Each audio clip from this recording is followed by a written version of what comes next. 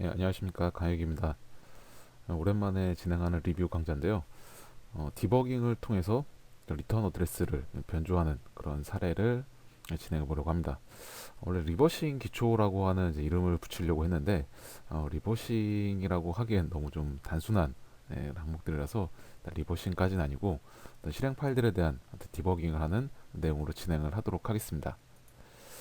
우선 본격적인 디버깅에 앞서서 기본적인 배경 지식들에 대한 부분들을 좀 짚고 넘어가도록 하겠습니다. 우선 이제 디버깅을 하기 위해서는 그 디버깅 대상이 되는 실행 파일들, 보통 PE 파일이라고 하는 이런 실행 파일들을 이제 대상으로 하고 있는데요. PE 파일은 윈도우 환경에서 실행이 가능한 그런 구조들을 갖춘 파일들을 이야기합니다. 가장 대표적인 게 exe 파일이라든가 아니면 라이브러리 파일들, DLL 같은 이런 라이브러리 파일이라든가 OCX 이런 것들이 이제 P 파일이라고 이야기를 하고요. 이런 실행 파일들을 이제 생성하는 과정을 살펴보게 되면은 기본적으로 어떤 소스 파일이 쓰겠죠. 어떤 C 파일이라든가 아니면 C++ 같은 실제 코딩을 한 그런 소스 파일들이 있을 거고요. 이런 소스 파일들이 어떤 컴파일러에 입력하게 되면은 이 컴파일러를 통해서 어떤 목적 코드라고 하는 오브젝트 파일을 생성하게 됩니다. 이 오브젝트 파일 자체도 우리가 어떤 실행 파일이라고 이제 이야기를 하는데 이 오브젝트 파일에다가 어떤 그 코딩한 내용들 외에 추가적인 라이브러리들 이런 것들을 다 엮는 링커를 통해서 이런 영능 작업들을 하고 이런 작업까지 완료가 되면 실제로 우리가 실행 파일이라고 이제 이야기를 하죠. 그래서 소스 코드부터 시작을 해서 어떤 실행 파일로 오는 과정들을 컴파일러라든가 링커라든가 이런 작업들을 거치게 됩니다. 예, 그리고 이제 또 디버깅을 하기 위해서 기본적으로 알아야 될 사항들이 CPU가 사용하는 레지스터들 는 이제 요 디버깅이라는 것 자체가 이제 어셈블러랑도 좀 관련이 있기 때문에 이 어셈블러에서 이제 사용하는 이런 이제 레지스터들 이런 제어를 하는 레지스터들을 알 필요가 있고요. 사실은 이제 여러 가지 레지스터들이 있습니다. 어떤 범용적으로 사용하는 연산에 사용하는 AX라든가 BX라든가 CX, DX 아니면 이제 스택 포인터라든가 베이스 포인터 스택의 위치를 가리키는 이런 레지스터들이 있고요. 이런 이제 연산을 한다든가 아니면은 이런 스택을 관리하는 레지스터 외에 현재 실행하고 있는 명령어의 위치, 예, 어셈블러도 결국에는 어떤 실행 코드, 오퍼레이션들의 집합이기 때문에 현재 수행되고 있는 오퍼레이션의 이제 위치를 인스트럭션의 위치를 현재 가리키고 있는 이제 IP, 그리고 또 인터럽트라든가 이런 좀 현대 상태값들을 가지고 있는 플래그 이런 레지스터들이 있습니다. 이런 레지스터들은 디버깅을 하시면서 항목들을 좀 더 익숙해질 거고요. 기본적으로 연산에 사용되는 연산자를 저장을 한다든가 결과를 잠깐 임시로 기록을 하는 이런 이제 범용 레지스터들하고 그리고 이제 메모리 스택을 가리키는 레지스터들이 있고 그리고 현재 수행되고 있는 명령 위치를 가리키는 레지스터도 있다 정도까지만 우선은 이해를 하시면 될 것 같고요. 그 다음에 등장하는 게 이제 NDN이라고 하는 요 바이트 오더링 방식이 있습니다.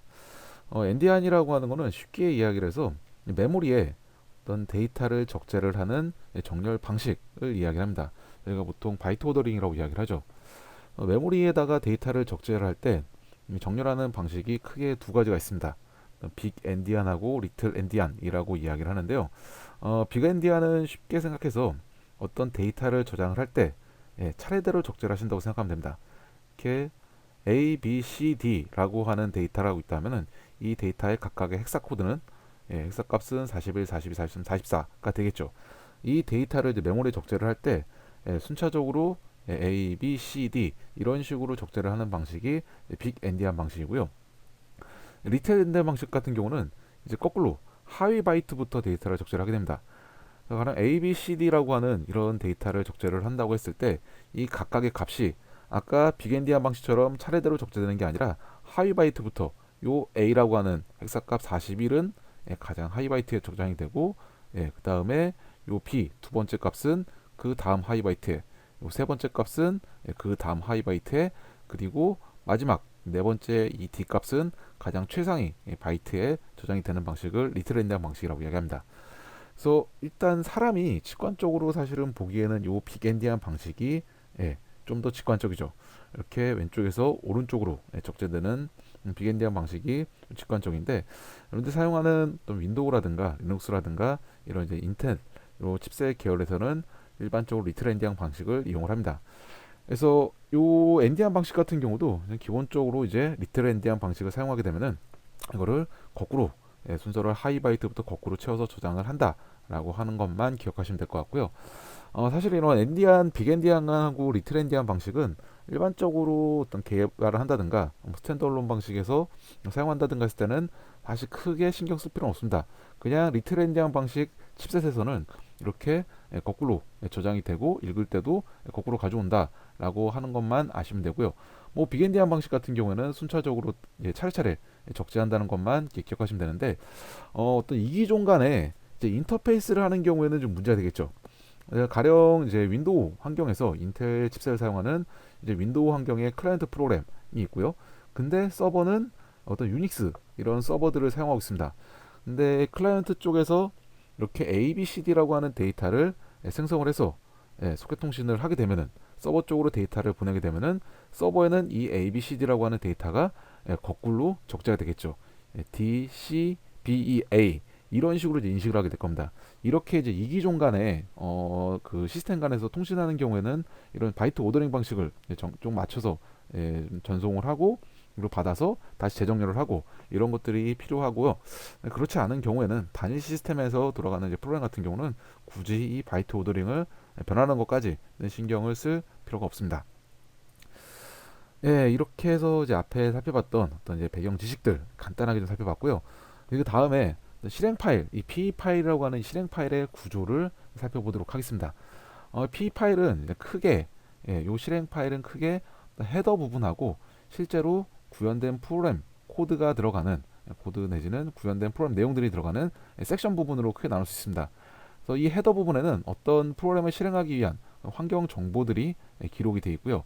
그리고 이 섹션 정보 안에는 실행 코드라든가 요 텍스트 영역의 실행 코드라든가 아니면은 변수를 저장하는 데이터 영역이나 아니면 이제 리소스 이 프로그램의 어떤 뭐 아이콘이라든가 뭐 이미지라든가 여러 가지 리소스들 이런 것들을 저장하는 리소스 영역하고 그리고 재배치 정보 어떤 외부 라이브러리의 함수를 사용할 경우에 이 라이브러리들을 로딩을 해서 메모리에 적재를 해야 되기 때문에 이제 이런 그 외부 라이브러리들에 대한 재배치 정보를 갖고 있는 릴로케이션 정보 이런 것들을 섹션으로 구성을 하고 있습니다. 파일 형태로 있을 때 하고 그리고 이 파일이 이 P 파일이 실제로 실행이 돼서 메모리에 로딩돼서 돌아갔을 때 하고 어떤 이런 항목 자체가 이제 변경되지 않는데 이 섹션 영역에 보면은 조금씩 요 패딩 부분이 차이가 나게 됩니다. 그래서 동일한 내용 순서나 이 내용들이 변경되지는 않지만 이 파일이라고 하는 부분이 메모리에 적재가 되면은 요 위치가 조금씩 변경이 된다라고 하는 것만 아시면 될 것 같고요. 이렇게 변경이 이 섹션 부분에 어떤 위치가 변경이 발생하는 이유는 뒤에 다시 한번 말씀을 드리도록 하겠습니다. 그래서 일단 요 헤더 구조, 헤더 구조에 대한 도스 헤더부터 뭐 엔티 헤더, 그리고 각각의 섹션 헤더들 이런 헤더 정보들은 어떤 정보들로 이루어져 있는지 살펴보도록 하겠습니다. 헤더 정보는 이런 식의 자료 구조를 가지고 있습니다. 여러 가지 항목들로 구조가 되어 있죠. 결국엔 헤더 정보라고 하는 게 어떤 자료 구조죠. 일종의 자료 구조로 이 순서대로 요 스트럭처 구조대로 데이터가 들어가 있는 것들을 읽어서 이 환경 정보를 가지고 운영체제 상에서 이제 윈도우에서 실행 파일을 구동을 하게 되는데요. 이 P 파일의 헤더 구조들 여러 가지 항목들을 사실 모두 다 아실 필요는 없고요. 이 항목들은 필요한 경우에 어떤 P 파일을 파싱을 한다든가 정보를 뽑아낸다든가 했을 때는 그때 참고하시면 되고 중요한 사항들 위주로 간략하게 정리를 하도록 하겠습니다. 우선 이미지 도스 헤더라고 하는 요 헤더 영역 중에서 이제 가장 위쪽에 있는 요 항목 같은 경우에는 뭐 여러 가지 항목들이 있는데 일단 기본적으로 맨 첫 글자 첫 번째 두 바이트가 어떤 이제 매직이라고 하는 항목인데요. P 파일도 그렇고 어떤 파일들의 이제 매직이라고 하는 항목들은 식별자나 아니면 시그니처 이 파일의 이제 특징을 나타내는 이 파일을 식별할 수 있는 그런 이제 고유한 정보들이 들어가게 됩니다. 도스 헤더 같은 경우에는 첫 번째 두 바이트가 이제 MG가 들어가게 되는데요. 이 MG가 MS 도스 때 그 개발자였던 마크 츠키보스키 아무튼 그런 이름의 그 개발자 이름을 따서 이렇게 MG라고 하는 요 값이 첫 번째 2바이트 들어가게 되고요. 요 매직이라고 하는 항목은 요 주체상에 요 매직이라고 하는 항목은 그냥 이 파일을 구별하기 위한 식별자다라고 보시면 될 것 같습니다. 오늘도 여러 가지 항목들이 들어가게 되고요. 마지막에 요 이미지 도스 헤더에 있는 요 마지막에 요 4바이트에는 요 다음에 들어가는 엔티 헤더의 위치를 나타내고 있습니다. 그래서 C80000 요감이 좀 이상한데요. 아무튼 요 주소가 때로 다음 요 엔티 헤더라고 하는 것이 위치가 어디인지를 나타내고 있는 거고요. 근데 요 항목들을 보면은 지금 C80000로 되어 있는데 요 항목이 아까 이제 말씀드렸던 리트렌디앙 방식으로 표기가 되어 있습니다. 그래서 C80000로 있지 않고 실제로 이거는 000 C8로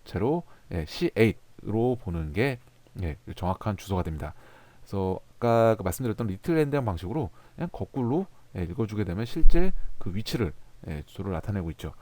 그래서 이 항목을 보면은 그러면은 C8이라고 하는 부분, 여기가 이쪽이 C0니까 1, 2, 3, 4, 5, 6, 7, 8. 요 도스 스톱 코드라고 하는 요 항목이 이제 끝나는 여기서부터가 실적으로 요 엔티 헤더의 위치가 되겠습니다. 그래서 요 구조체에서 요 도스 헤더의 가장 마지막 부분들이 다음에 나타나는 엔티 헤더의 위치를 C8을 나타내고 있다라고 하는 것들을 알 수 있게 되고요. 도스 스톱 코드라고 하는 게 들어가 있습니다. 이 도스 스톱 코드 같은 경우는 우리가 exe 파일이 윈도우에서만 사용되는 파일은 아니고요. 윈도우 이전에 MS 도스 시절에서도 실행 파일로 사용이 됐었던 파일이죠. 똑같은 exe, 우리가 겉으로 보기에는 동일한 exe 파일이지만 실제로 안에 파일 구조, 들어가는 구조 같은 경우는 MS 도스하고 윈도우하고 다르죠. 그렇기 때문에 이 같은 exe 파일을 윈도우용 이 p 파일을 MS 도스에서 구동을 했을 때 제대로 이 자료 구조 자체가 이 파일의 구조 자체가 맞지 않기 때문에 제대로 실행이 되지 않습니다. 그래서 이런 하위 호환성, 또 이런 것들을 위해서 이 구역에는 요 도스 스톱 코드라고 하는 구역에는 요 프로그램은 도스에서 실행될 수 없다. 윈도우용 프로그램이다. 라고 하는 것들을 출력하는 명령어와 메시지가 들어가 있습니다. 그래서 윈도우용 이 PE 파일을 MS-DOS에서 실행을 시키게 되면은 이런 메시지가 출력이 되고 이 프로그램이 더 이상 기동되지 않고 종료가 되죠. 그래서 이 exe 파일 같은 경우에는 겉으로 보면 동일한 exe라고 하더라도 MS-DOS에 사용되고 있던 exe 파일하고 윈도우에 사용되는 exe 파일하고는 서로 다르다. 그래서 이런 하위 호환성을 위해서 이런 도스 스톱 코드를 뒀다라고 하는 것들을 이해하시면 될 것 같고요. 추가로 참고로 우리 exe 파일 같은 경우는 윈도우에서 사용하는 이 PE 파일 쪽에 EX도 있지만 그 단넷에서 만드는 exe 파일도 실제로는 이 윈도우용 PE 파일하고는 구조가 조금 다르죠. 똑같은 그냥 확장자는 다 똑같은 exe 파일이지만 이게 MS-DOS용 exe 파일이 있고 그리고 윈도우용 exe 파일이 있고 단넷 프레임워크에서 사용되는 그 exe 파일이 있다. 이게 다 다르다라고 하는 것들만 기억하시면 될 것 같습니다. 그래서 간단하게 이렇게 도스 헤더하고 도스 스톱 코드 용도들을 말씀을 드렸고요. 그 다음 나타나는 게 엔티 헤더 혹은 P 헤더라고 부르는 이 항목인데요. 이 엔티 헤더는 크게 요 엔티 헤더 내에 두 가지 영역으로 또 나눠지게 됩니다. 파일 헤더라고 하는 영역하고 옵셔널 헤더라고 하는 두 가지 영역으로 나눠지게 되는데요. 우선 파일 헤더의 항목을 살펴보게 되면 이 파일 헤더 항목도 여러 가지 항목, 여러 가지 구조체로 여러 가지 항목으로 구성이 되어 있는데 첫 번째 항목은 마찬가지로 매직, 어떤 식별자가 되는 요 매직이라고 하는 요 값이 들어가게 되고요. 파일 헤더에 사용되는 식별자는 P입니다. 요 P라고 하는 요 값을 통해서 이게 P 파일이구나. 그런 것을 아까 그 도스에서 mg라고 하는 요 식별자를 통해서 이 시그니처를 통해 가지고 이게 실행 파일 exe라고 하는 것들을 알고 있던 것처럼 똑같이 이 엔트 헤더는 여기에는 P라고 하는 요 식별자를 통해서 요 시그니처를 통해서 이게 P 파일이구나 라고 하는 것들을 식별할 수 있습니다. 그 다음 또 나타나는 항목이 섹션 수, 넘버 오브 섹션이라고 하는 항목이 있는데요. 현재 이 파일이 가지고 있는 여러 가지 섹션들, 몇 개의 섹션을 가지고 있는지를 나타내고 있습니다. 마찬가지로 0500이기 때문에 이게 500이 아니라 리트렌디한 방식으로 0000005 이렇게 5개를 섹션을 가지고 있다는 것을 알 수 있고요. 그 다음에 나타나는 것은 이제 P 파일 타입, 뭐 이게 뭐 DLL 파일인지 뭐 EXE 파일인지 나타내는 이런 P 파일 타입이 요 뭐 파일 헤더에 들어가는 항목들이 나타나고 있습니다. 그 다음에 이제 옵셔널 헤더, 요 NT 헤더를 구성하고 있는 두 가지 항목 중에 하나인 옵셔널 헤더 항목들에는 좀 많은 정보들이 들어가 있습니다. 옵셔널 헤더에도 요 매직이라고 하는 값이 들어가 있고요. 요 식별자는 CPU 비트 타입을 비트가 어떤 비트를 사용하는지를 알려주고 있습니다. 그래서 이게 32비트용 프로그램인지 64비트용 프로그램인지 이런 항목들이 저장되어 있고요. 그리고 엔트리 포인트의 주소라고 하는 항목이 여기에 들어가 있습니다. 엔트리 포인트는 어떤 프로그램이 실행하기 위한 가장 시작이 되는 시작점을 이야기를 하죠. C 프로그램 같은 경우는 우리가 C 프로그램 안에서 C로 프로그램을 코딩을 할 때 여러 가지 함수를 사용하게 되죠. 여러 가지 내장 함수들을 사용하게 되는데 여러 가지 함수들 중에서도 가장 먼저 구동이 되는 함수가 바로 이제 main이라고 하는 이 함수가 구동이 되는데요. 이 main이라고 하는 요 약속된 위치, 요 약속된 이름, main이라고 하는 함수의 실행 진입점이 어딘지를 나타내고 있습니다. 그럼 뭐 DLL 같은 경우에는 뭐 DLL main이 될 거고요. 그리고 이미지 베이스라고 하는 항목이 들어가 있는데요. 요 이미지 베이스는 메모리에 적재를 했을 때 요 시작 주소를 이야기를 합니다. 요 이미지 베이스가 좀 중요한 이유가 메모리에 적재가 될 때 이제 그 메모리에 적재되는 이 프로그램이 적재되는 시작 주소가 어디인지를 나타내는데요. exe 파일 같은 경우는 일반적으로 400000을 사용을 하게 되고요. 요 주소를 이용하게 되고요. 요 이미지 베이스를 주소로 해서 이 프로그램이 적재된 이후에 이 P 파일은 결국에는 어떤 섹션들 그리고 헤더 정보들, 헤더를 이루고 있는 각각의 항목들 이런 이제 자료 구조의 집합이잖아요. 그래서 이 이미지 베이스를 기준으로 해서 어떤 위치를 찾아가기 위해서 내가 이 프로그램의 어떤 섹션, 뭐 텍스트 섹션을 찾아간다, 아니면 뭐 데이터 섹션을 찾아간다, 아니면 리소스 섹션을 찾아간다라고 했을 때는 여기에 대한 요 항목의 절대 주소를 바로 참조하는 게 아니라 요 이미지 베이스를 기준으로 해서 이미지 베이스로부터 얼마큼 떨어져 있는지 섹션 요 텍스트 섹션 같은 경우는 이미지 베이스 요 시작 주소로부터 뭐 몇 바이트 떨어져 있는지 그리고 뭐 데이터 섹션 같은 경우는 요 이미지 베이스로부터 몇 바이트 떨어져 있는지 이런 식으로 상대 주소를 사용하게 됩니다. 그래서 요 상대 주소를 이용하는 거를 Relative Virtual Address 뭐 RVA라고 또 이야기를 하는 요 주소를 이용하게 되고요. 여기 있는 주소는 요 이미지 베이스 가장 최초에 적재가 되는 요 위치를 기준으로 요 상대 주소들을 가지고 각각의 항목들의 위치가 어디 있는지를 나타나게 됩니다. 그래서 요 이미지 베이스가 이 사용되는 이 P 파일에 사용되는 어떤 항목들을 찾아가기 위한 어떤 기준점이 되는 거고요. 나머지 주소들은 다 요 이미지 베이스로부터 얼만큼 떨어져 있는지 이 상대 주소를 가지고 주소를 찾아가게 됩니다.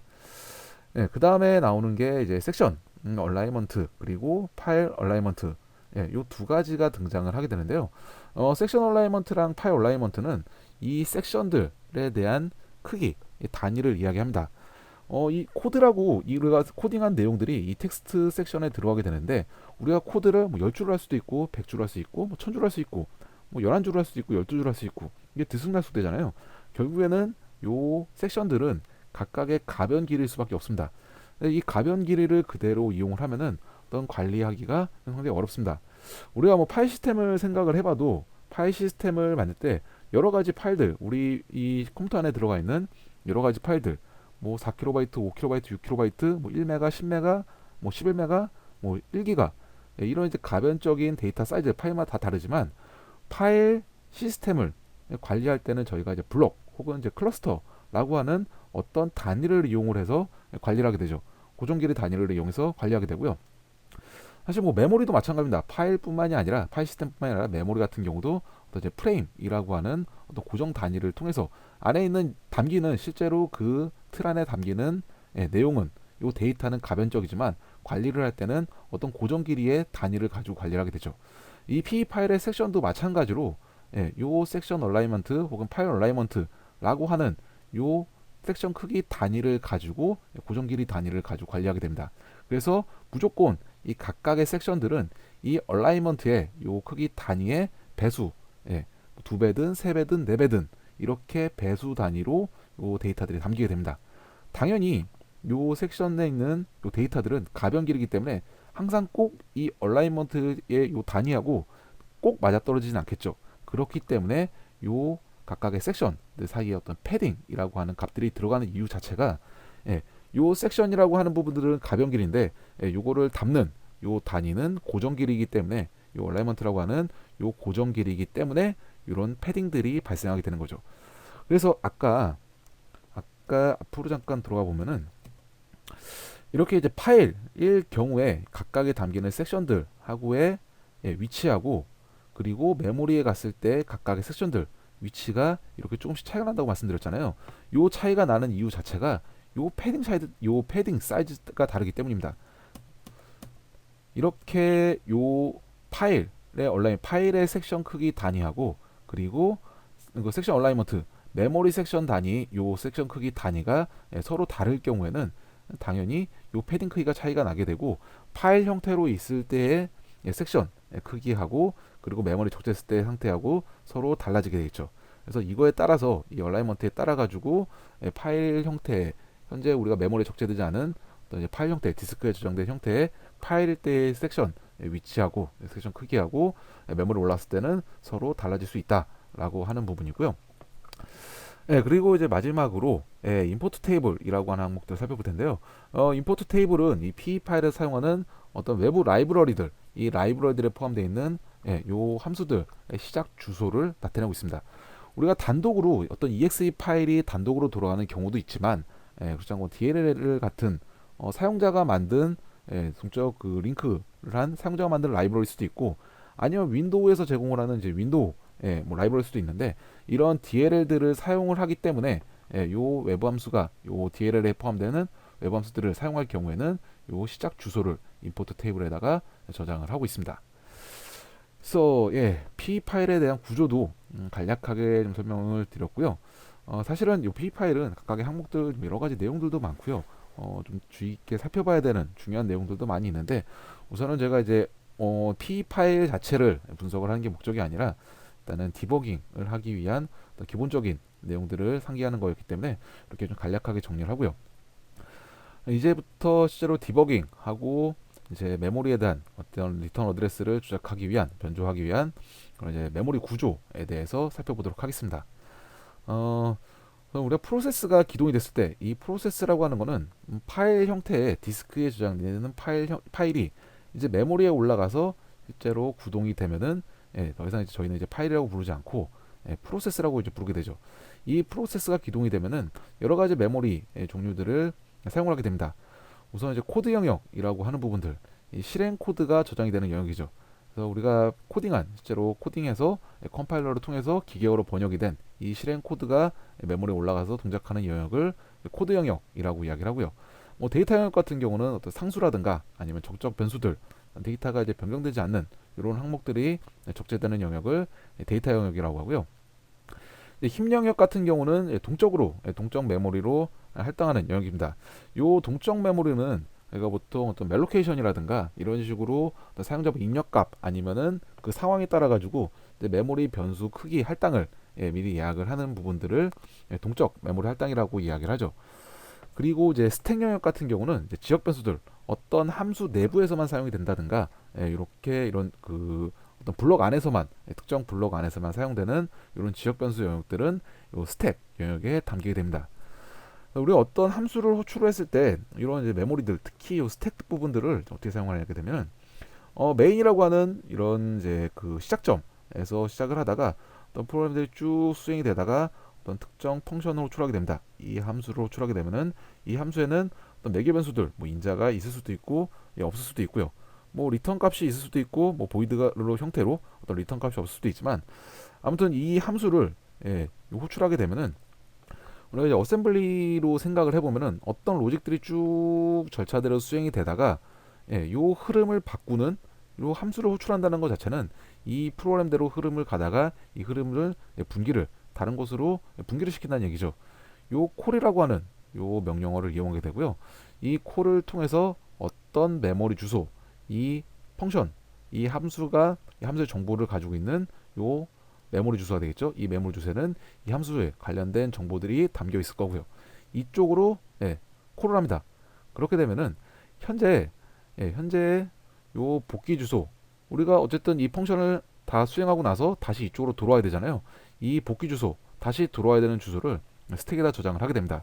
그리고 아까 말씀드렸던 메모리 레지스터 중에서 이 명령어 포인터, 현재 수행되고 있는 명령어 위치, 이거를 요 메인 안에 있는 위치가 아니라 요 펑션이 정보가 있는 이쪽으로 요 IP를, 이 IP는 인터넷, 그 주소를 인터넷 프로토콜 이야기하는 게 아니고요.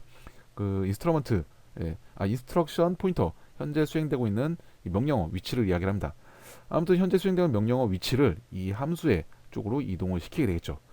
그리고 이 함수를 다 처리를 하고 난 이후에는 리턴을 다시 돌아와야 되겠죠. 이 다음으로 돌아와야 되는데 그때는 이제 리턴을 이용하게 되고요. 아까 저장을 해놨던 이 메인 안에서 수행이 되다가 저장을 스택에다 저장을 해놨던 이 복귀 주소, 이거를 다시 스택에서 가져와서 이 복귀 주소를 다시 요 IP에다가, 요 IP 레지스터에다가 딱 연결을 하면은 다시 원래 아까 수행되던 이 원래 절차, 요 흐름대로 돌아와서 나머지 아래쪽을 수행하게 되겠죠. 그래서 이런 과정을 거치게 됩니다. 좀 더 요 함수를 호출했을 때, 그러면은 이 메모리에는 이제 어떤 요 스택에는 어떤 것들이 담기는지 이 구조를 간단하게 요 샘플 코드를 보게 되면요. 우선 이 메인이라고 하는 요 함수 안에서 어떤 이제 변수들을 a, b 인티저형의 이 인티저형의 변수들을 사용을 하게 되고요. 이렇게 1, 2 인티저형으로 선언한 a, b라고 하는 요 변수에다가 1, 2라고 하는 값들을 담았습니다. 그리고 이 펑션으로 추하게 되는데요. 이 펑션에 어떤 매개 변수들 a하고 b를 요 a하고 b를 매개 변수로 이용을 하겠네요. 이렇게 호출하게 됩니다. 그러면은 이 함수가 호출되는 순간 여기에 있는 복귀 주소를 스택에다 집어넣고, 그리고 다시 요 IP, 요 명령어, 현재 명령어 위치를 이 펑션 쪽으로 이동을 시키게 되겠죠. 그래서 이 스택에 담기는 정보들을 보게 되면은 기본적으로 어떤 이제 파라미터들이 담기게 됩니다. 첫 번째 파라미터, 두 번째 파라미터, 물론 이제 순서는 거꾸로 담지만 아무튼 이렇게 파라미터 두 개를 담게 되고요. 그리고 우리가 요 함수를 끝내고 다시 들어와야 되는 복귀 주소, 리턴 어드레스가 스택에 담게 됩니다. 그리고 스택, 요 지금 우리가 이 펑션이라고 하는 요 함수를 이용하면서, 이 함수를 수행하면서 이 스택 정보들을 이용하게 되는데요. 이 스택에 대한 요 프레임, 요 스택 프레임이라고 이제 이야기를 합니다. 요 스택에 대한 위치, 요 베이스 주소를 담게 되고요. 그리고 이 펑션 안에서 다시 또 내부적으로 이 펑션에서도 당연히 변수들을 더 선언해서 사용할 수 있게 되겠죠.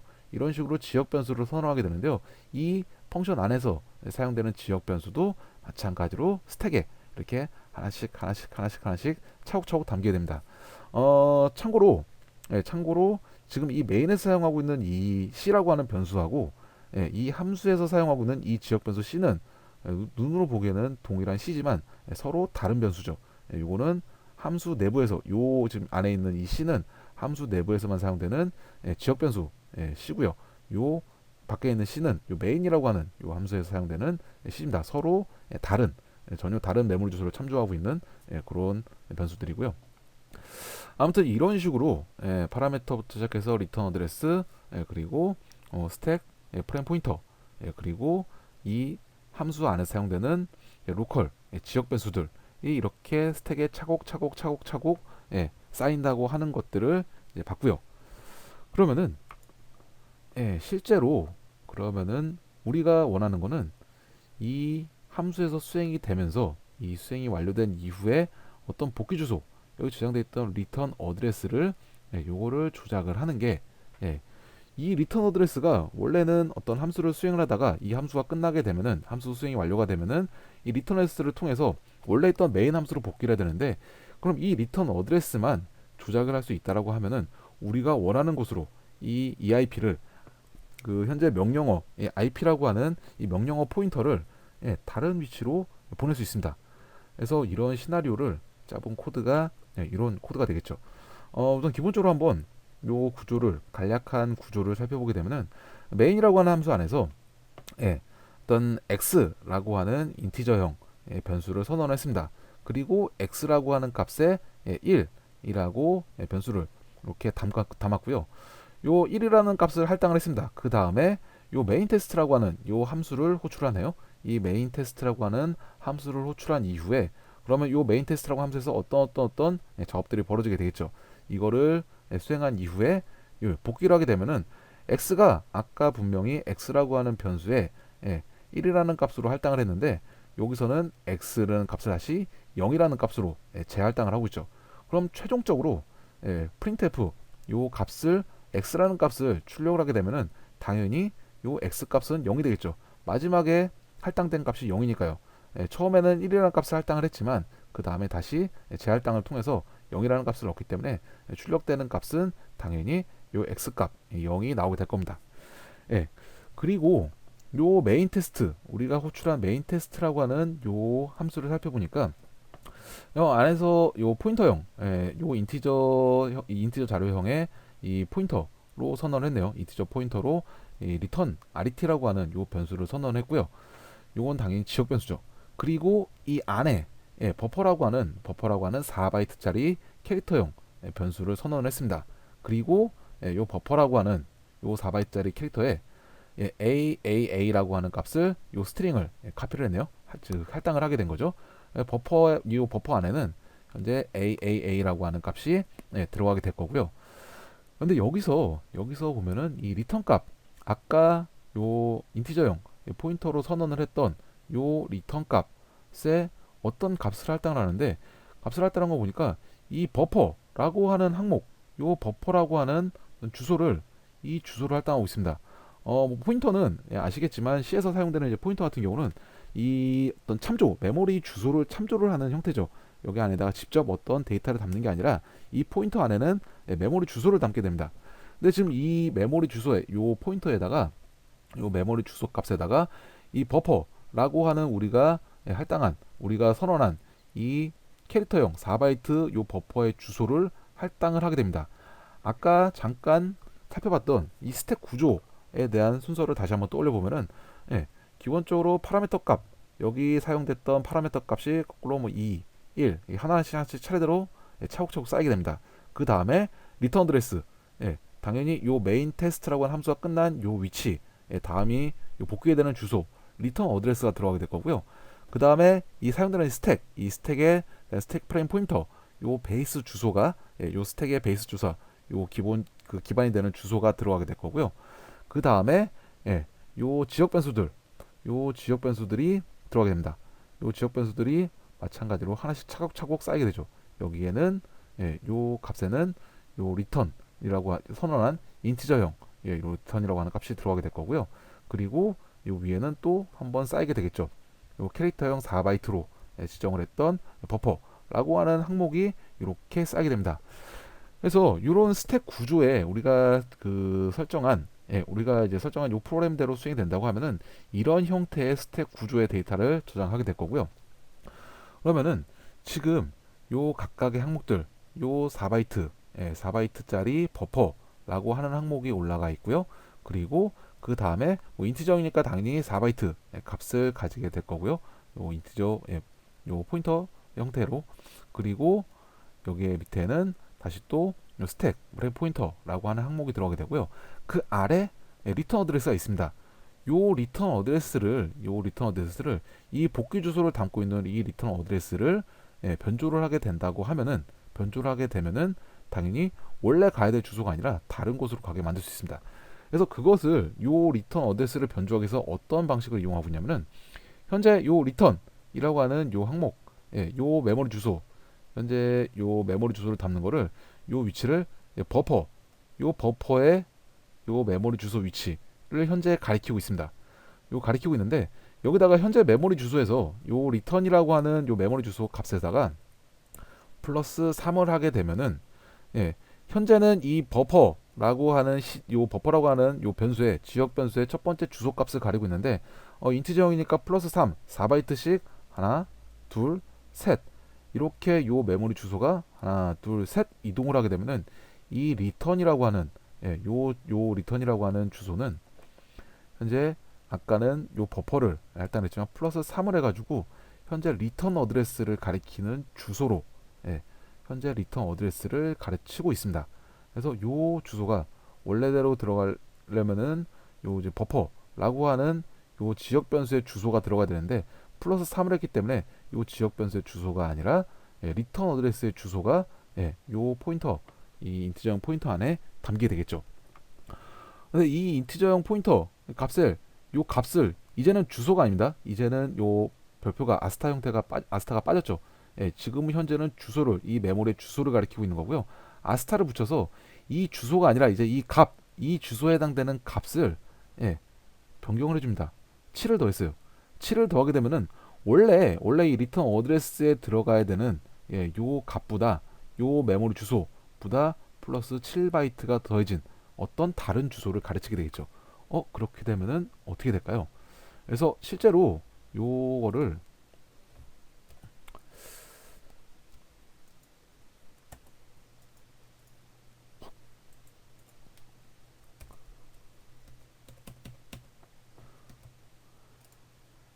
코드를 한번 살펴보게 되면은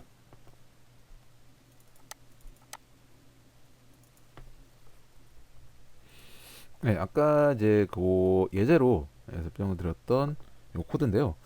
일단 요 메인 테스트라고 하는 이 함수에다가 브레이크 포인트를 걸고 한번 컴파일을 해보게 되면은 이런 식으로 나타나게 됩니다. 이게 좀 잘 안 보이네요. 아까 살펴봤던 여러 가지 이제 레스터 값, 현재 지금 이 IP, 이 IP가 가리키고 있는 요 현재 위치는 지금 요 리턴 어드레스 이쪽을 조작하는 바로 요 라인을 가리키고 있고요. 현재의 위치는 이렇게, 현재 요 프로그램이 있는 IP는 요 위치를 가리키고 있고요. 우리가 지금 살펴보고 싶은 거는 요 스택 값이기 때문에 현재 스택 값, 요 값을 한번 이동을 해볼까요? 실제 메모리에는 값들을 보게 되면은 VCC 지금 여기서부터 이 지금 스택이 이쪽을 가리키고 있는데 이 스택 요 프레임 안에 있는 내용들을 보니까 우리가 지금 아까 저장을 했던 AAA라고 하는 값이 들어가 있습니다. 이 AA라고 하는 값은 요 구조를 다시 한번 살펴볼까요? 요 AA라고 하는 게 스택에 들어가 있고요. 그 아래는 요 그 리턴이라고 하는 그 메모리 주소를 담고 있는 인티저형 포인터가 그 다음에 위치하고 있고요. 그 다음에 스택 프레임 포인터, 그 다음에 4바이트 뒤에는 리턴 어드레스를 담고 있습니다. 그래서 지금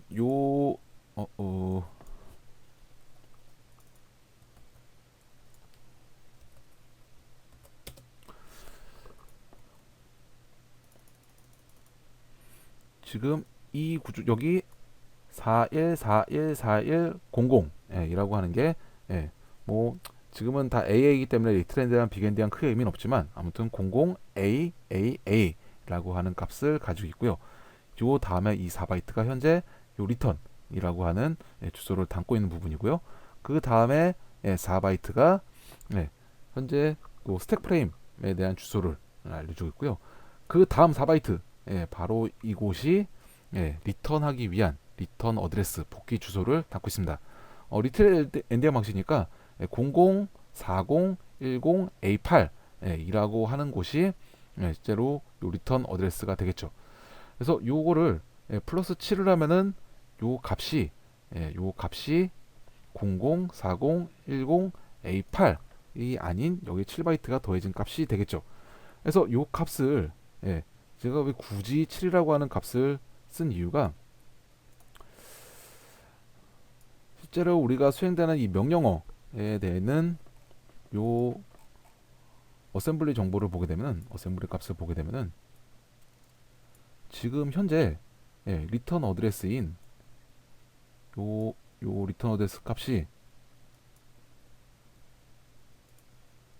메인 함수에서 요 메인 테스트라는 항목을 요 함수를 호출한 이후에 복귀 주소가 바로 요 위치가 되겠죠. 요 메인 테스트까지 수행된 이후에 바로 다음 라인이 되는 x는 0이라고 하는 값을 할당하는 바로 요 주소가 됩니다. 004010A8 그래서 004010A8 지금은 정확하게 요 다음 라인인 19번째, 19번째 라인인 이쪽을 복귀 주소로 가지고 있습니다. 그런데 요 복귀 주소를 건너뛰어서 이 다음 명령어를 보니까 이 다음 명령어의 주소는 AF네요. 004010AF. 그러면 A8에서 9 A, B, C, D, E, F 7바이트를 더하게 되면은 복귀 주소가 요 19라인, 요 19번째 라인인 여기가 아니라 그 다음 라인인 이쪽으로 이동을 할 수 있게 되겠죠. 이렇게 7바이트를 더해줘서 요 주소를 변조를 하게 됩니다. 그러면은 실제로 한번 실행을 해볼까요? 다음으로 계속 컴파일을 하게 되면은 네, 일단 요거 제가 따로 브레이크를 안 걸어가지고 브레이크를 걸었어야 했는데 아무튼 지금 요거를 한번 다시 실행을 해보죠. 컴파일이 아니라 실제로 실행을 하게 되면은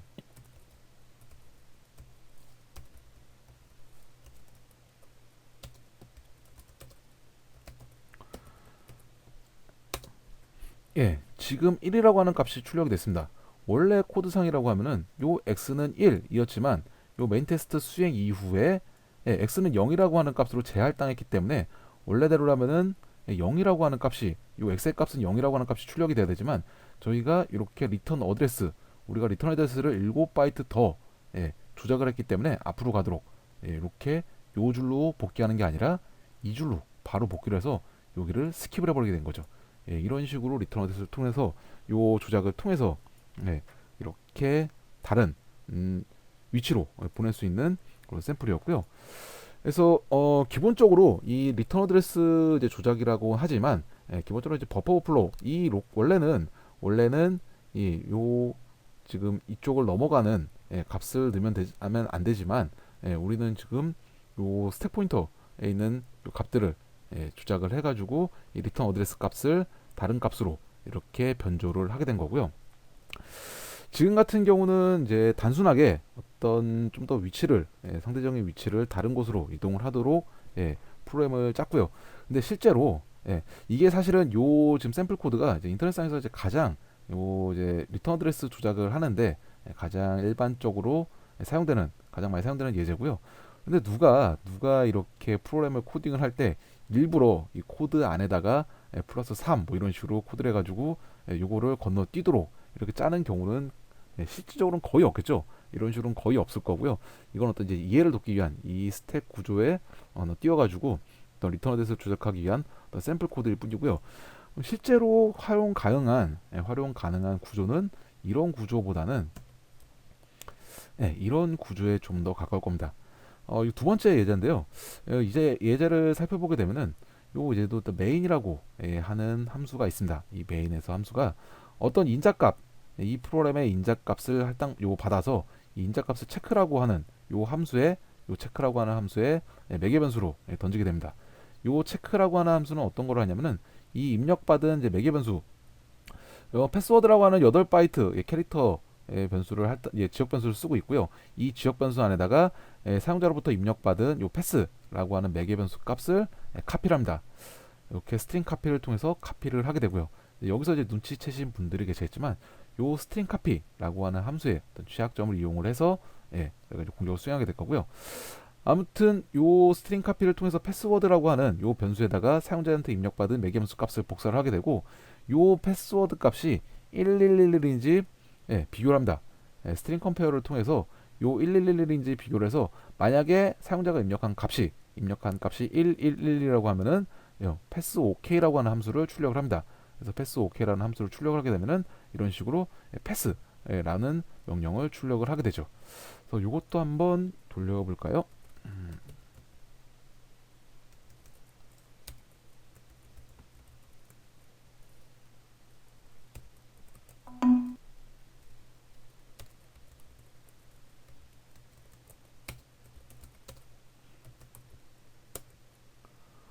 네. 사용자 입력값 1111을 입력을 합니다. 그러면은 패스라고 하는 메시지가 뜨게 되고요. 가령 이렇게 틀린 패스워드를 입력을 하게 되면은 당연히 패스라고 하는 요 함수가 호출되지 않을 테니까 요 패스 메시지가 뜨지 않게 되겠죠. 예, 요게 출력이 이거를 호출하지 않을 겁니다. 근데 이게 기본적인 이제 이런 형태의 요런 코드를 이제 디버깅을 통해서 어떤 요 내용들을 이제 파악을 하고 그리고 요 리턴 어드레스를 조작하는 방식들을 테스트를 해보도록 하겠습니다. 우리가 요 이번에는 이제 버퍼 오버플로라고 하는 방식을 통해서 리턴 어드레스를 조작하게 될 건데요. 요 스트링 카피라고 하는 요 함수는 요 변수에다가 좀 값들을 이제 이 스트링들을 문자열을 복사를 하는 함수고요. 기본적으로 아까 그 스택 구조를 다시 떠올려 보게 되면은 어떤 리턴 어드레스가 있고 이 리턴 어드레스 앞에 스택 프레임 포인터 4바이트 값이 있고 그 앞에 요 변수 지역 변수 요 패스워드라고 하는 지역 변수 이번에 이제 8바이트니까 8바이트 이렇게 차게 되겠죠. 아마 정상적인 경우라면 111을 입력했다라고 하면은 요 스트링 카피를 통해서 이 패스워드라고 하는 요 항목에 1111 이렇게 데이터가 들어가게 될 거고요. 그 다음에 요 스택 프레임 포인터, 그다음 리턴 어드레스 요거를 통해서 다시 원래대로 복귀를 하는 형태의 스택 구조를 가지게 될 텐데요. 우리가 스택 오버플로 이 버퍼 오버플로우를 통해서 요 스택을 넘치게 만들 건데요. 이렇게 우리가 요 8바이트가 아니라 이 카피하는 값을 사용자 인자 값을 8자리가 아니라 8자리 이상의 값을 입력을 해서 복사를 하게 된다고 하면은 요 할당된 패스워드라고 할당된 이 캐릭터 변수 범위를 넘어서 스택 프레임 포인터 범위도 넘어서 리턴 어드레스까지 이렇게 쭉 데이터를 넘쳐서 말 그대로 오버플로우를 시켜가지고 이쪽까지도 데이터를 입력하게 되면은 요 리턴 어드레스도 우리가 조작이 가능하겠죠. 그래서 일단 요 실행 파일 형태로 한번 이제부터 실질적으로 디버깅을 시작을 하도록 하겠습니다. 이제 올리 디버거라고 하는 이제 가장 많이 사용되는 디버거고요. 버퍼 플로 요 실행 파일을 올립니다. 그럼 아까 이제 비주얼 스튜디오에서 봤던 것처럼 이렇게 어떤 레지스터 정보하고 그리고 뭐 어셈블러 정보하고 이제 메모리 정보 요 정보들을 볼 수 있는데요. 요 어셈블러로 된 정보들을 쭉 보니까 요 각각의 요 체크라고 하는 함수의 주소 그리고 패스 OK라고 하는 함수의 주소 그리고 메인 엔트리 포인터가 되겠죠. 요 진입점이 되겠죠. 요 메인이라고 하는 함수의 주소가 이렇게 다 나타나 있습니다. 우선은 일단 메모를 한번 해볼까요? 왜냐하면 우리가 이제 리턴 어드레스를 조작을 해서 원래대로는 이제 패스워드가 정확하게 맞지 않아도 이 패스 OK라고 하는 함수로 이동을 하는 게 목적이기 때문에 일단 요 메모리 주소들을 메모를 하고요. 메인은 004010 F0 요런 주소를 가지고 있고요. 그리고 체크 체크라고 하는 함수는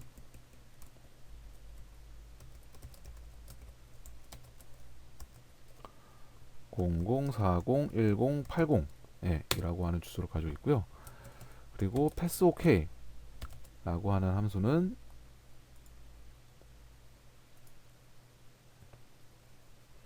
00401030 이라고 하는 주소를 가지고 있습니다. 이제 다 끝났습니다. 우리가 이 주소를 이제 알았기 때문에 이 주소로 점프 리턴만 시키면 돼요. 요들을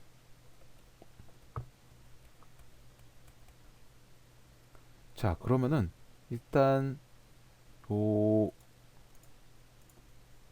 코드를 다시 한번 보면은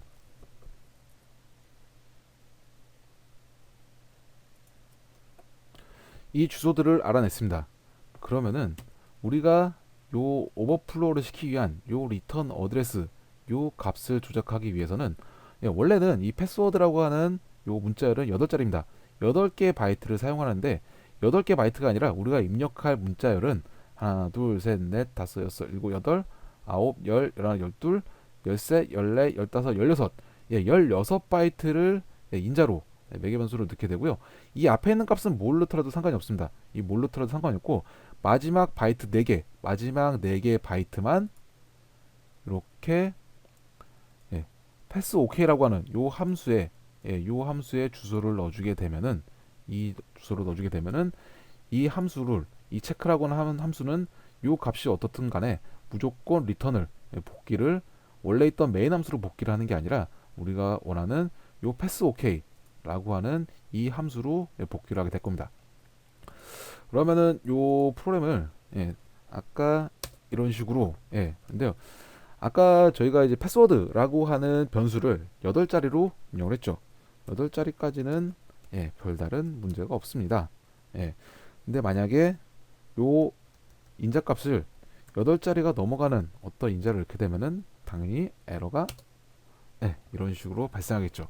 지금 같은 경우는 요 값의 일부가 지금 뭐 요 값의 일부가 이 리턴 어드레스에 쓰였을 거예요. 하지만 이런 주소가 존재하지 않기 때문에 이런 메모리 주소에 존재하지 않기 때문에 에러가 이제 발생하게 되고요.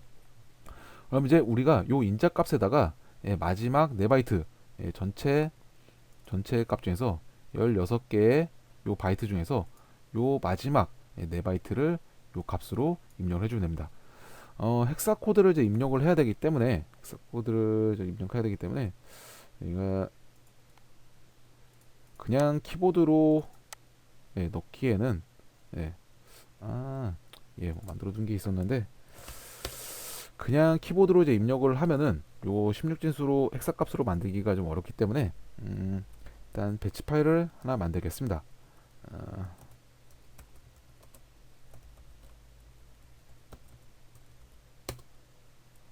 BOF2 exe 1, 2, 3, 4, 5, 6, 7, 8 1, 2, 3, 4, 5, 6, 7, 8 이렇게 16바이트 값을 집어넣게 될 거고요.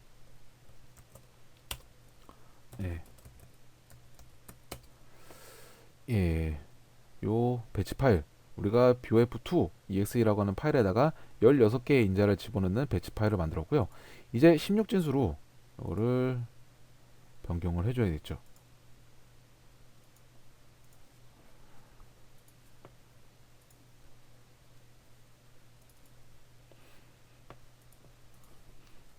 뒤에 요 줄바꿈 외에 우리가 변경해줘야 되는 요 4바이트 요 공D 0A는 요거는 요 이제 줄바꿈이기 때문에요.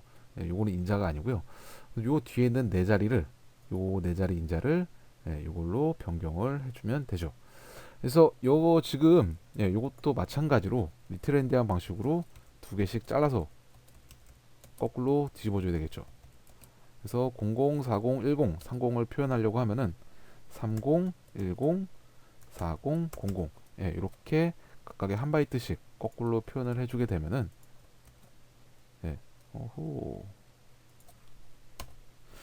이런 식으로 우리가 가고자 하는 0040, 10 0040, 10, 30을 0040, 10, 30 이렇게 표시를 해줬고요. 요 값을 요 배치 파일을 저장을 합니다.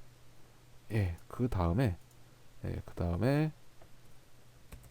이 배치 파일을 실행을 하게 되면은 일단 기본적으로 우리가 리턴 어드레스만 조작을 하고 여기 어떤 스택 값이라든가 아니면은 원래 있던 이제 뭐 BP 값이라든가 이런 것들에 대한 것들은 만들어주지 않았기 때문에 오류는 발생합니다. 오류는 발생을 하지만 이런 식으로 오류가 발생을 하지만 분명히 이 인자 값이 111이 아닌데 111이 아니고 요 뒤에 헥사 값으로 리턴 어드레스를 조작했기 때문에 패스라고 하는 요 값이 뜨게 됩니다. 즉 앞에 살펴봤던 코드에서 여기를 이 값을 요 패스워드라고 하는 값에 1, 2, 3, 4, 5, 6, 7, 8, 1, 2, 3, 4 어쩌고 저쩌고 헥사 값이 들어갔는데 요 스트링 컴페어했을 때는 당연히 111이 아니기 때문에 요게 수행되지 않았겠지만 여기서 리턴을 할 때 우리가 리턴 어드레스를 조작을 통해서 원래 있던 메인 함수로 복귀를 하는 게 아니라 다시 요 패스 OK 라고 하는 곳으로 복귀를 하도록 우리가 강제로 리턴 어드레스를 조작을 하게 된 거죠. 그래서 이런 식으로 이제 버퍼 오버플로우를 통해서 이런 스트링 함수를 사용하는 요 버퍼 오버플로우를 통해서 스택을 넘치게 만들어서 이렇게 리턴 어드레스를 조작하는 방식도 적용할 수 있습니다. 오히려 이 부분이 아까 살펴봤던 어떤 예제 코드 이 부분보다는 이렇게 프로그램의 코딩 자체를 아예 처음부터 건너뛰도록 이렇게 만드는 부분보다는 사용자 입력값을 통해 가지고 우회를 하는 방식이 조금 더 현실적이고요.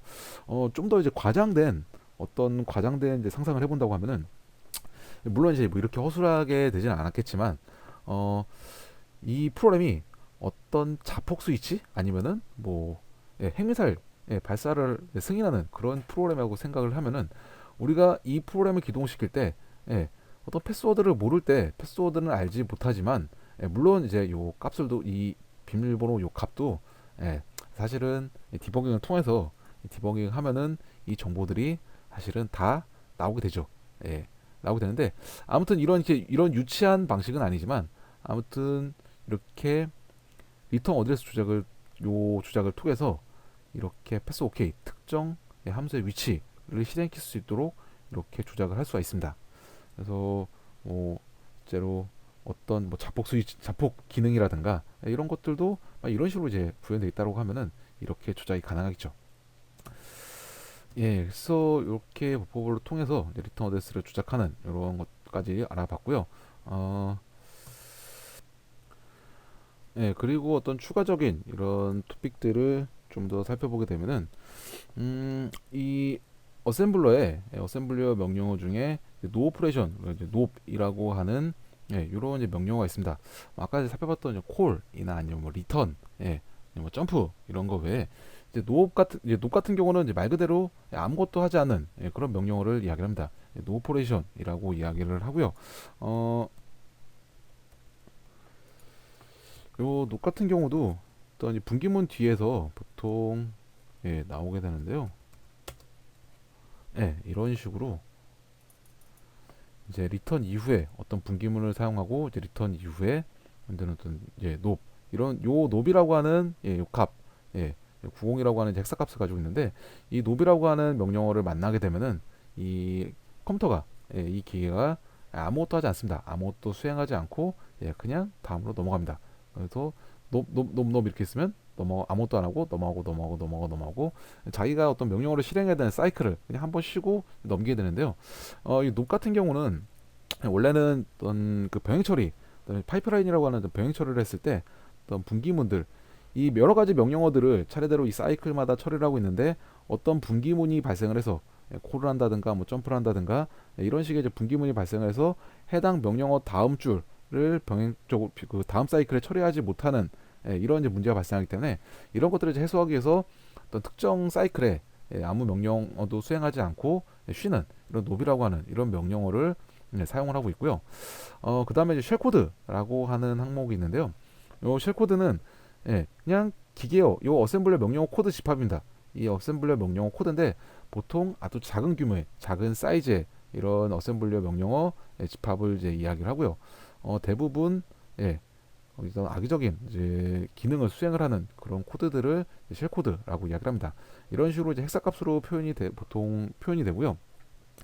이 노비랑 이 쉘코드를 말씀드린 이유가 지금은 제가 스택 값에 대한 것들을 리턴 어드레스 조작을 통해서 이 스택에 대한 값을 조작해서 리턴 어드레스를 다른 곳으로 이제 점프를 시키는 다른 곳으로 복귀를 시키는 것들을 살펴봤는데 이 스택 영역뿐만이 아니라 이제 힙 영역에서도 동적으로 메모리를 할당하는 힙 영역에서도 또 이런 쉘코드 같은 것들을 삽입을 통해서 이 악의적인 이 기능을 수행하도록 이렇게 만들 수가 있죠.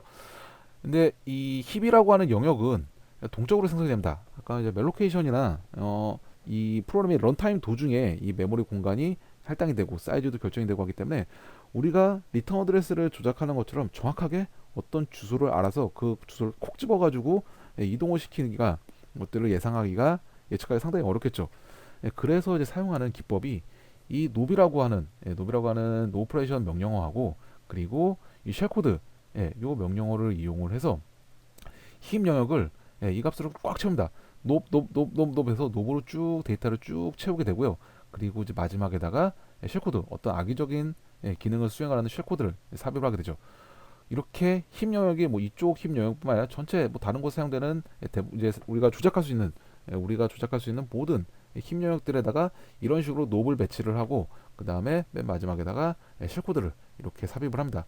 이런 식으로 이제 힙을 꽉 채우는 거를 이제 힙 스프레잉이라고 이제 이야기를 하고요. 이렇게 롭과 노코드하고 그리고 쉘코드를 조합을 해서 힙에다가 채우게 되면은 이제 어떤 메리트가 있냐면은 저희가 스팅형에서 일단 리턴 어드레스는 일단 조작이 가능합니다. 이제 조작할 수 쉽게 리턴 어드레스는 조작이 가능하다는 것을 앞에 예전 살펴봤고요. 꼭 우리가 리턴 어드레스를 이제 굳이 조작하지 않더라도 이 힙 영역에 힙 영역에 어떤 이 IP가 위치를 하게 되면은 만약에 롭을 만나게 되면은 롭은 말씀드렸지만 아무것도 수행하지 않기 때문에 그냥 타고 흐릅니다. 롭 아무것도 안 하고 다음 롭 아무것도 안 하고 아무것도 안 하고 아무것도 안 하고 이런 식으로 쭉 타고 흐르게 돼요. 흐르다가 요 마지막에 쉘코드를 만나게 되면 요 악의적인 프로그램이 수행이 되게 됐죠. 그래서 이 우리가 이제 롭을 쫙 깔아놓은 이 롭슬레드, 이 롭으로 만든 썰매, 롭하고 쭉 미끄러지도록 어느 위치에 요 IP가 가더라도, 요 명령어 포인터가 가더라도, 여기로 가도 쭉 타고 미끄러져서 결국엔 쉘코드가 실행이 되고, 요 중간쯤에 IP가 가더라도 이쪽으로 이동하더라도 또 쭉 타고 미끄러져서 쉘코드까지 가고, 이쪽으로 가더라도 또 쭉 타고 미끄러져서 이 쉘코드로 가고, 이런 식으로 어떤 이 쉘코드가 실행될 수 있는 확률을 이제 비약적으로 높일 수가 있습니다. 어느 위치, 이 롭이 위치한, 롭슬레드가 위치한 어느 위치에 IP가 가더라도 쭉 타고 올라서 결국에는 마지막에 요 쉘코드로 가도록 유도할 수 있기 때문에 이런 식으로 이제 롭과 그리고 쉘코드를 이용을 해서 이런 힙스프링이라고 하는 이런 공격도 활용을 할 수가 있습니다. 그래서 일단 살펴봤던 이 리턴 어드레스 조작을 하는 지금 같은 경우 버퍼 오버플로어, 스택 오버플로어를 이용을 해서 이 리턴 어드레스를 조작하는 방법들을 살펴봤고요. 그럼 이런 이제 버퍼 오버플로어를 이제 방지하기 위한 이런 방안들을 이제 어떤 것들이 있느냐? 가장 기본적으로 쉽게 사용할 수 있는 방법은 이런 이제 스트링 카피라든가 이런 이제 요 메모리 경계값을 체크하지 않는 이런 취약한 함수를 사용하지 않는 게 가장 좋죠. 아까 이제 테스트를 했을 때도 사실은 비주얼 스튜디오 이제 9버전을 사용을 했는데요. 최신 버전의 비주얼 스튜디오 같은 경우는 기본적으로 이렇게 스트링 카피라고 하는 이런 함수를 사용하게 되면은 차단되어 있습니다. 안전하지 않기 때문에 컴파일 자체가 아예 수행되지 않고 이렇게 오류를 뱉어냅니다. 물론 이제 이것도 뭐 설정을 이제 이런 취약한 함수를 허용하도록 뭐 설정을 바꿀 수 있긴 한데 기본적으로 디폴트로는 이런 함수가 사용되지 않도록 최근에 있는 상위 버전의 이제 비주얼 스튜디오 같은 것들은 요 스트링 카피라고 하는 이런 취약한 함수가 사용되지 않도록 아예 제한을 하고 있고요. 그래서 이런 경계값 검증을 수행하지 않는 이런 취약한 함수를 사용하지 않고 뭐 스트링 엔카피라든가 정확히 몇 바이트만큼 사용자 지정한 만큼만 카피라는 스트링 엔카피라든가 아니면 스트링 카피, 뭐 시큐어 이런 함수들을 대신 이용을 해서 이 취약한 함수 사용하지 않도록 제한해서 이 버퍼 오버플로우를 방지할 수 있고요. 또 다른 방법은 이제 스택가드라고 하는 방식을 적용할 수 있습니다. 스택가드라고 하는 방식은 아까 제가 살펴봤던 것처럼 이 스택이라고 하는 구조는 차례차례로 쌓여가지고 순서가 정해져 있습니다. 뭐 리턴 어드레스부터 시작을 해가지고 마지막에 이 로컬 변수까지 지역 변수까지 이렇게 차곡차곡 뭐 요 밑에는 이제 매개 변수들을 요 인자값들이 들어가게 될 거고요.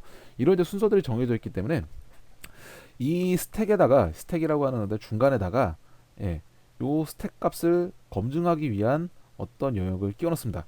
그래서 이 복귀 시점에 요 스택을 다 사용하고 나서 함수 수행 완료 후에 복귀했을 때 요 영역을 검사를 해서 이 영역이 변경이 됐는지 안 됐는지 요게 변조가 됐는지 안 됐는지를 확인해서 만약에 요 검증하려고 하는 요 영역의 값이 변조가 됐다라고 하면은 이 지역 변수에서 이 지역 변수 오버플로우를 통해서 요 영역을 넘쳐서 이 지역 변수 영역을 넘쳐가지고 뭐 리턴 어드레스가 됐든 뭐 다른 영역이 됐든 어쨌든 덮어 썼다, 오버플로우가 됐다라는 것들을 확인할 수 있게 되겠죠. 이렇게 스택가드라고 하는 방식을 적용할 수 있고요. 또 다른 방식은 이제 뭐 ASLR이라고 하는 방식을 이용할 수 있는데 어떤 스택 정보, 요 메모리에 요 PE 파일을 메모리에 적재할 때 아까 살펴봤던 PE 파일의 항목 중에 하나는 이미지 베이스 값, 보통 40000으로 이제 시작한다고 했던 EX 파일 같은 경우는 요 이미지 베이스, 요 기준점을 랜덤하게 메모리상의 주소를 이제 랜덤하게 지정을 하게 됩니다. 그래서 리턴 어드레스를 이제 추정하기 어렵도록 이렇게 요 주소를 요 주소 공간을 랜덤하게 이렇게 적용을 하는 이런 방식도 적용할 수 있습니다. 그래서 이제 최근에 번개에서 실기에 칠해 실기에 나왔던 좀 어떤 문제들이 또 이제 단답형 문제긴 했는데 이런 것들을 물어보고 있었고요. P 파일 구조 관련된 이제 영역들, 요 섹션 부분들, 이런 것들을 물어보는 것들을 물어보고 있었고요. 그리고 이제 쉘 코드 관련된 부분이라든가 이제 높 관련된 부분들, 그리고 뭐 스택 포인터 있는 값을 이제 IP로 변경을 하는 명령어, 이런 것들을 이렇게 실기에서 이제 물어보고 있었습니다. 그래서 가장 기초적인 어떤 디버깅을 하기 위한 이런 P 파일에 관련된 이제 구조들, 그리고 메모리, 우리가 실제로 이 P 파일이 올라가서 함수를 호출을 하고 구동이 될 때 메모리 구조가 어떻게 변경이 되고 어떻게 복귀가 되고 흐름이 바뀌는지, 그리고 간단한 뭐 이제 디버거들을 이제 이용하는 방법이라든가, 이런 것들을 좀 같이 좀 학습을 하실 필요가 있다고 생각이 됩니다. 이상으로 이제 간단하게 이제 디버깅, 어떤 이제 리버싱을 하고 싶었으나, 이제 간략하게 이제 디버깅 관련된 이제 소스 코드에 관련된 디버깅, 뭐 실행 파일 관련된 것들을 확인하는 디버깅, 이런 것들을 살펴봤고요. 그래서 이제 이것으로 요 디버깅 관련된 부분들을 이제 리뷰 강좌는 마무리하도록 하겠습니다. 감사합니다.